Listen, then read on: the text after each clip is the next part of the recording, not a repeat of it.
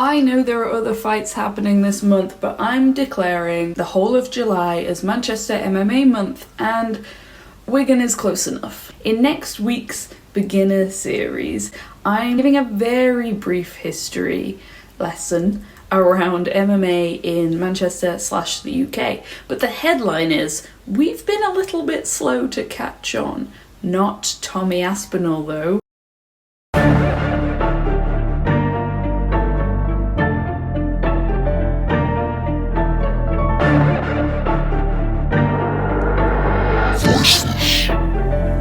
This is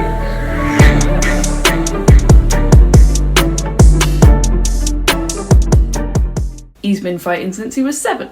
His dad quit a very respectable job in IT to teach him, first in their backyard, then from Team Cowbon, where they still are today. He fought in Cage Warriors before the UFC. If you go down to Bowlers for a Cage Warriors event today, you should be a big surprise. Or not a surprise, if you're expecting Tommy Aspinall, which you should be because he's always fucking there. When he did step into the UFC, it was first round finish after first round finish. Jake Collier, 45 seconds.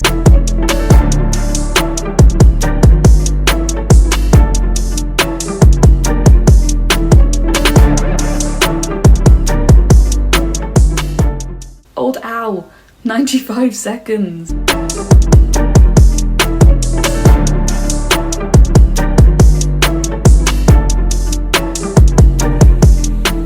Andrei Arlovski, actually that one just about made it into the second round.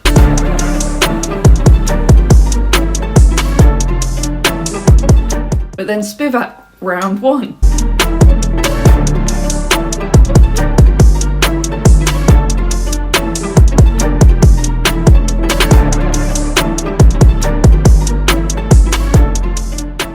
Volkov, round 1.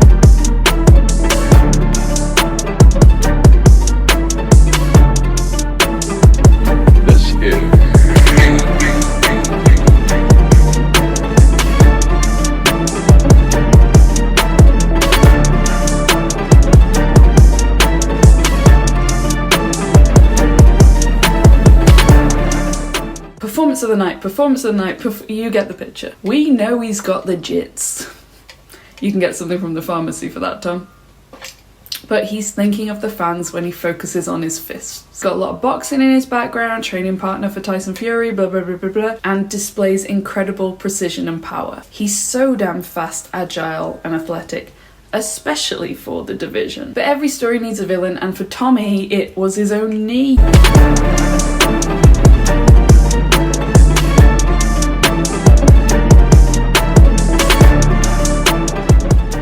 It just said, fuck this, 15 seconds into the Blaydes fight. And then Aspinall had to not only recover physically but mentally as well. His belief in himself and the path in front of him never wavered though.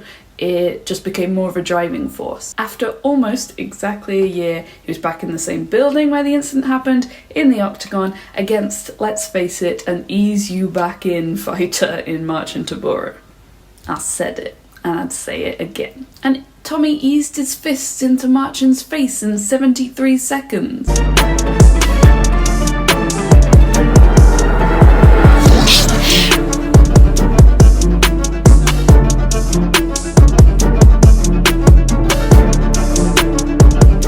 And the boy was back. But then there was Pavlovich.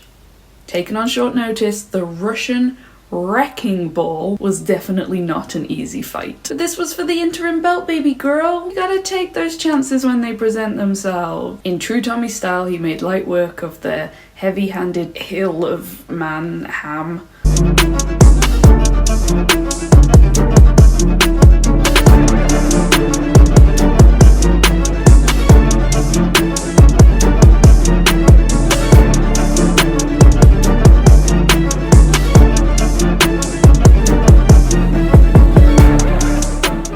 Tommy looked light on his feet, opened up with a hard low kick, used his feints to avoid that Pavlovich power, took a hard 2-punch combo to the head, His chin weathered it, we moved on, then got his rhythm, knocked him out with a peach of a counter right hand, followed up by some hammer fists, and all that happened in 69 seconds. And with Jones doing whatever the hell Jones wants to do, the interim belt is up for grabs again, and some unfinished business is due to be resolved.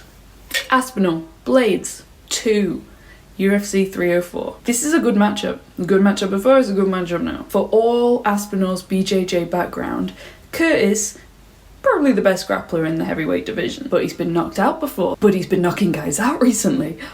You'd still think Aspinall has the advantage on the feet and a fair shot at getting a sub even, but it could be a really close fight. Curtis is more than capable of imposing his wrestling, staying out of the sub and giving Tommy some trouble. It'd be nice to see it go a little longer because some people are still doubting Tommy's skill. I think Tom will get the TKO, history suggests round 1, I'm feeling round 2, I don't know why. Who you got?